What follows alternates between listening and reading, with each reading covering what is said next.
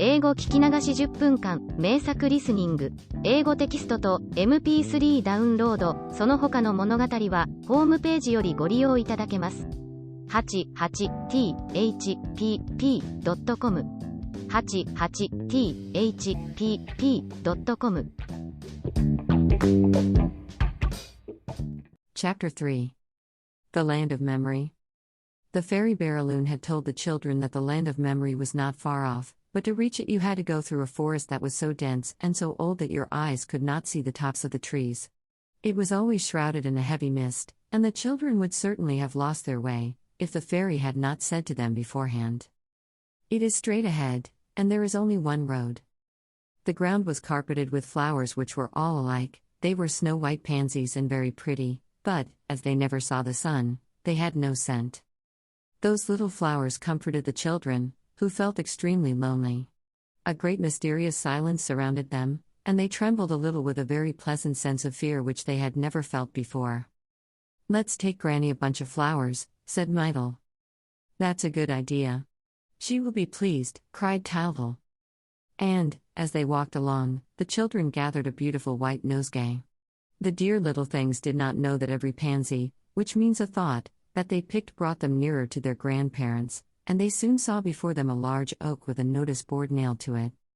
"Here we are," cried the boy in triumph, as, climbing up on a root, he read, "The Land of Memory." They had arrived, but they turned to every side without seeing a thing. "I can see nothing at all," whimpered Myrtle. "I'm cold. I'm tired. I don't want to travel any more." Towel, who was wholly wrapped up in his errand, lost his temper. "Come, don't keep on crying just like water. You ought to be ashamed of yourself," he said. "There. Look. Look. The fog is lifting." And, sure enough, the mist parted before their eyes, like veils torn by an invisible hand. The big trees faded away, everything vanished and, instead, there appeared a pretty little peasant's cottage, covered with creepers and standing in a little garden filled with flowers and with trees all over fruit. Everything vanished and, instead, there appeared a pretty little peasant's cottage.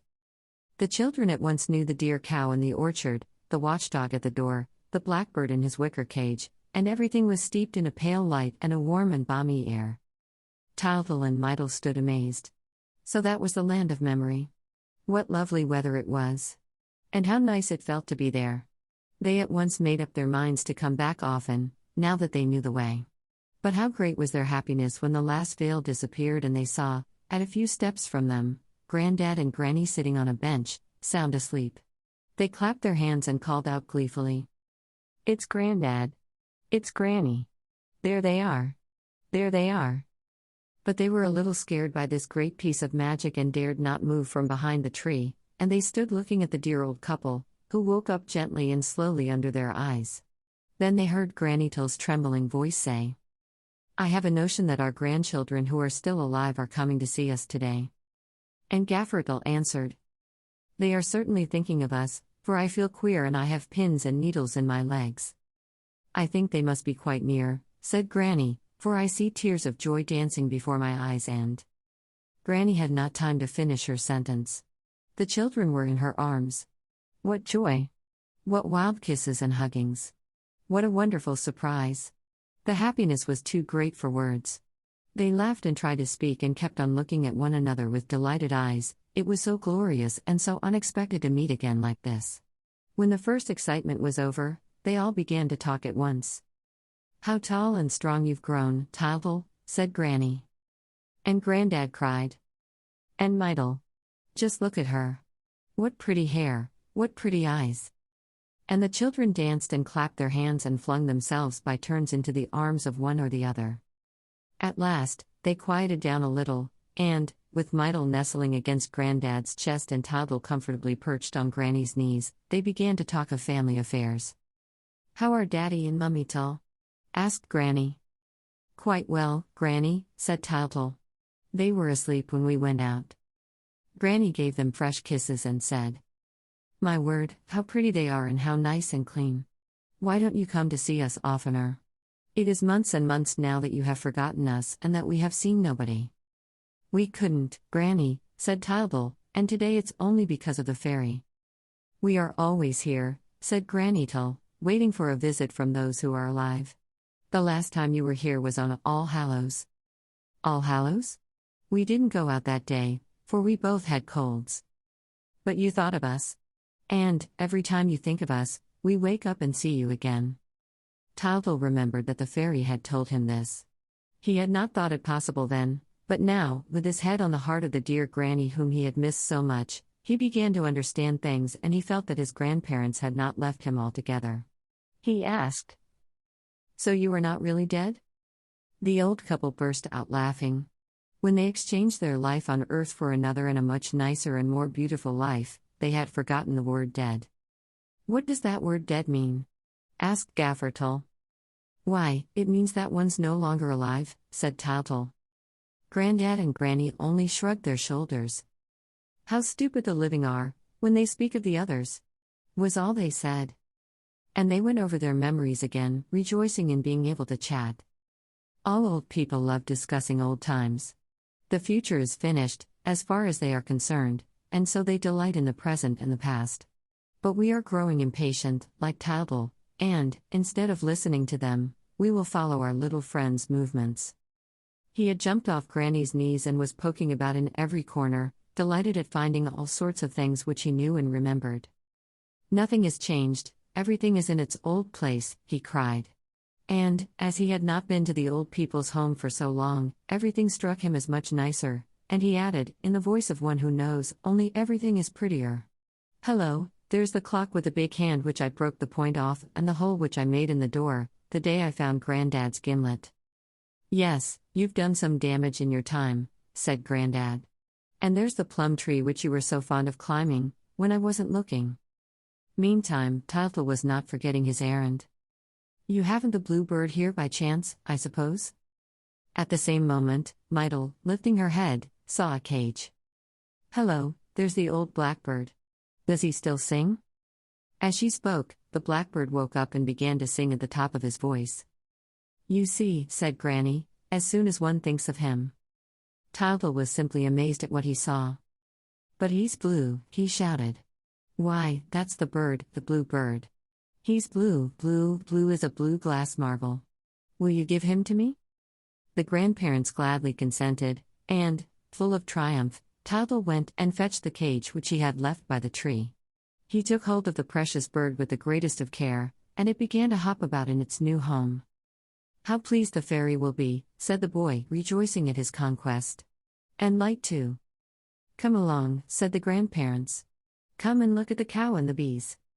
As the old couple were beginning to toddle across the garden, the children suddenly asked if their little dead brothers and sisters were there too.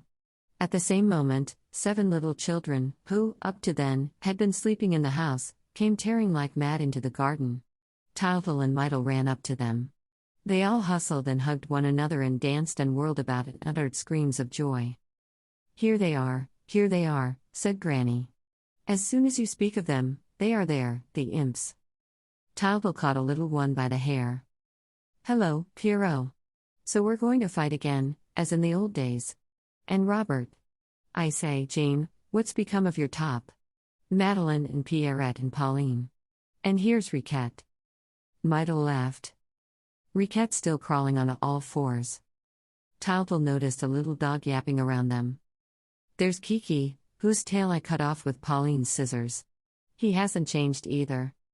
"No," said Gaffer Tull, in a voice of great importance, "nothing changes here." But, suddenly, amid the general rejoicings, the old people stopped spellbound. They had heard the small voice of the clock indoors strike 8. The grandparents and grandchildren sat down to supper. "How's this?" they asked. "It never strikes nowadays." "That's because we no longer think of the time," said Granny. "Was anyone thinking of the time?" "Yes, I was," said Tyltyl. "So it's 8 o'clock? Then I'm off, for I promised Light to be back before 9. He was going for the cage, but the others were too happy to let him run away so soon. It would be horrid to say goodbye like that. Granny had a good idea. She knew what a little glutton Tyltyl was. It was just supper time and, as luck would have it, there was some capital cabbage soup and a beautiful plum tart. "Well," said our hero, "as I've got the blue bird. And cabbage soup is a thing you don't have every day. They all hurried and carried the table outside and laid it with a nice white tablecloth and put a plate for each, and, lastly, Granny brought out the steaming soup tureen in state.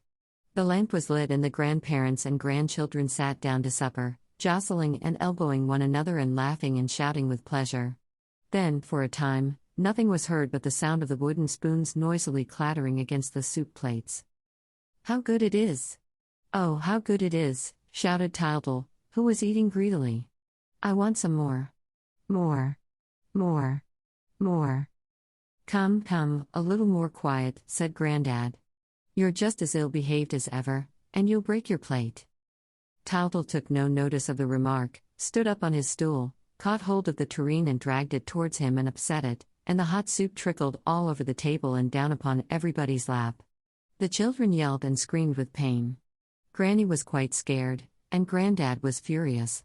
He dealt our friend Tildel a tremendous box on the ear.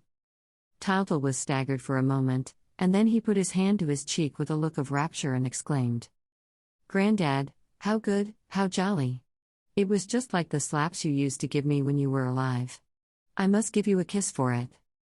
Everybody laughed. "There's more where that came from, if you like them," said Grandad, grumpily. But he was touched, all the same, and turned to wipe a tear from his eyes. "Goodness," cried Tildel, starting up. "There's 8:30 striking? Mydel, we've only just got time." Granny in vain implored them to stay a few minutes longer. "No, we can't possibly," said Tildel firmly. "I promised Light." And he hurried to take up the precious cage. "Goodbye, Grandad. Goodbye, Granny. Goodbye, brothers and sisters, Pierrot, Robert, Pauline, Madeline, Riquette, and you too, Kiki. We can't stay. Don't cry, Granny, we will come back often." Poor old Grandad was very much upset and complained lustily. "Gracious me, how tiresome the living are, with all their fuss and excitement." Tildel tried to console him and again promised to come back very often. "Come back every day," said Granny. "It is our only pleasure, and it's such a treat for us when your thoughts pay us a visit." "Goodbye. Goodbye," cried the brothers and sisters in chorus. "Come back very soon. Bring us some barley sugar." There were more kisses, all waved their handkerchiefs, all shouted a last goodbye. But the figures began to fade away, the little voices could no longer be heard, the two children were once more wrapped in mist, and the old forest covered them with its great dark mantle. "I'm so frightened," whimpered Mydel. "Give me your hand, little brother. I'm so frightened." Tildel was shaking too, but it was his duty to try and comfort and console his sister. "Hush," he said. "Remember that we are bringing back the blue bird." As he spoke, a thin ray of light pierced the gloom, and the little boy hurried towards it. He was holding his cage tight in his arms, and the first thing he did was to look at his bird. Alas and alack, what a disappointment awaited him! The beautiful blue bird of the land of memory had turned quite black. Stare at it as hard as Tildel might, the bird was black. Oh, how well he knew the old blackbird that used to sing in its wicker prison, in the old days, at the door of the house. What had happened? How painful it was! And how cruel life seemed to him just then. He had started on his journey with such zest and delight that he had not thought for a moment of the difficulties and dangers. Full of confidence, pluck and kindness, he had marched off, certain of finding the beautiful blue bird which would bring happiness to the fairy's little girl. And now all his hopes were shattered. For the first time, our poor friend understood the trials, the vexations and the obstacles that awaited him. Alas, was he attempting an impossible thing? Was the fairy making fun of him? Would he ever find the blue bird? All his courage seemed to be leaving him. To add to his misfortunes, he could not find the straight road by which he had come. There was not a single white pansy on the ground, and he began to cry. Luckily, our little friends were not to remain in trouble long. The fairy had promised that Light would watch over them. The first trial was over, and, just as outside the old people's house a little while ago, the mist now suddenly lifted. But, instead of disclosing a peaceful picture, a gentle, homely scene, it revealed a marvelous temple, with a blinding glare streaming from it. On the threshold stood Light, fair and beautiful in her diamond-colored dress. She smiled when Tildel told her of his first failure. She knew what the little ones were seeking, she knew everything. For light surrounds all mortals with her love, though none of them is fond enough of her ever to receive her thoroughly and thus to learn all the secrets of truth. Now, for the first time, thanks to the diamond which the fairy had given to the boy, she was going to try and conquer a human soul. "Do not be sad," she said to the children. "Are you not pleased to have seen your grandparents? Is that not enough happiness for one day? Are you not glad to have restored the old blackbird to life? Listen to him singing." For the old blackbird was singing with might and main, and his little yellow eyes sparkled with pleasure as he hopped about his big cage. As you look for the blue bird, dear children, accustom yourselves to love the gray birds which you find on your way. She nodded her fair head gravely, and it was quite clear that she knew where the blue bird was. But life is often full of beautiful mysteries, which we must respect, lest we should destroy them, and, if Light had told the children where the blue bird was, well, they would never have found him. I will tell you why at the end of this story. And now let us leave our little friends to sleep on beautiful white clouds under Light's watchful care. 英語聞き流し10分間、名作リスニング、英語テキストと MP3 ダウンロード、その他の物語は、ホームページよりご利用いただけます。88thpp.com 88thpp.com